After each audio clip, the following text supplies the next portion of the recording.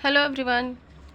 Part first में हमने पढ़ा था कि तीन चोरों ने कैसे घड़ा चुराया और उसको बूढ़ी औरत के पास रख दिया। फिर उन्होंने कहा था कि वो तीनों की उपस्थिति में ही वो घड़ा किसी को देंगे, और छोटे वाला जो चाहता था वो कि खुद के पास घड़ा रहे अकेले, वो बूढ़ी औरत के पास अपनी बुद्धि से काम करके बूढ़ी औरत से घड़ा ले लेता है और वहाँ से भाग जाता है।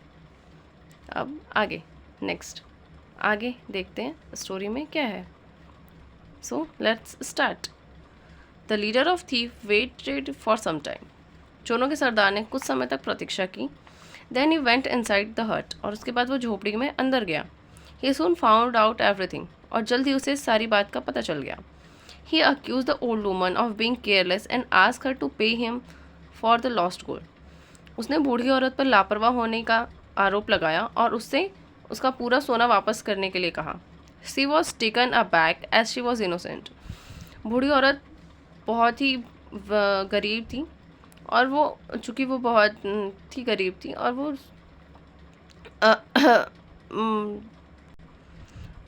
और निर्दोष थी।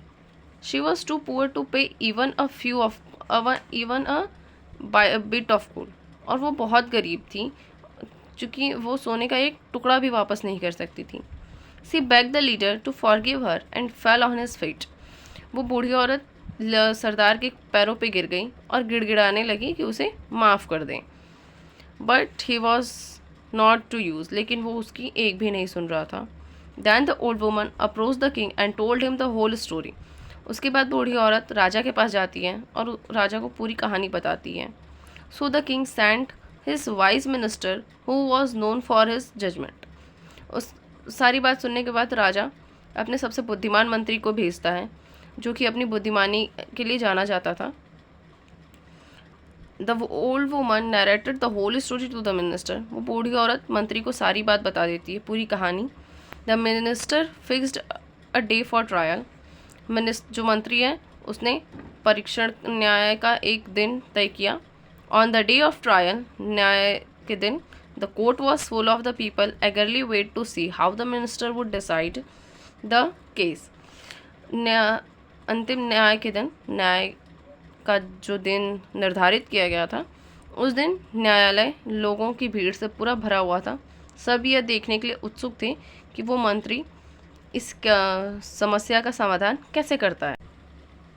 The remaining to thieves including the leader, बाकी के दो चोर सरदार को लेकर, ऑल्सो केम देयर, वो भी वहाँ आए। The leader of the thief accuse old woman for her carelessness. उस चोरों के सरदार ने बूढ़ी औरत पर लापरवाह होने का आरोप लगाया। The old woman begged the minister to forgive her as she was poor, very poor. बूढ़ी औरत ने मंत्री से माफ़ी मांगी और कहा कि वो बहुत गरीब है। Then the wise minister put some question to the leader. उसके बाद वो बुद्धिमान मंत्री सरदार से कुछ प्रश्न करता है। मंत्री कहता है, what relation do you have with other two man. आपका अन्य दो लोगों से क्या संबंध है। लीडर सरदार कहता है, दे आर माई फ्रेंड्स, वे मेरे दोस्त हैं।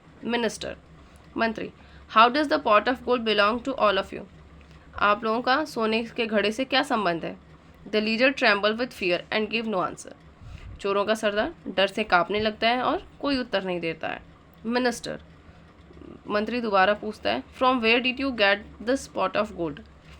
आपको ये सोने का घड़ा कहाँ से मिला। The leader now shiver with fear and give no answer. सरदार दोबारा डर से कांपने लगता है और कोई उत्तर नहीं देता है।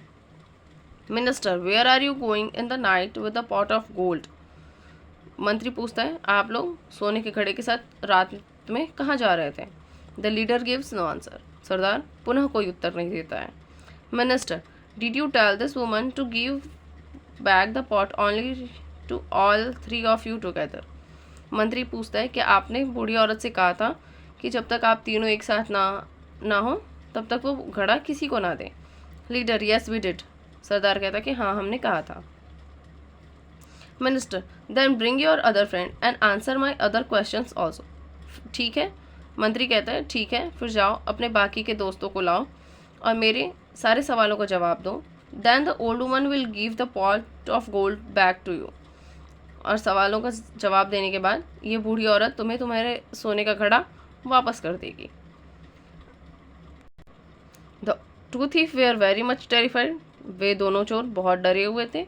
दे feared lest their secret should be disclosed. उन्हें डर था कि कहीं उनका चोरी का रहस्य सबके सामने ना आ जाए। So they gave up the case. इसलिए उन्होंने हार मान ली। The woman was also happy. बूढ़ी औरत भी खुश हो गई। All the people present in the court praise the minister for his wisdom. न्यायालय में मौजूद सारे लोगों ने मंत्री की बुद्धिमानी की काफ़ी प्रशंसा की।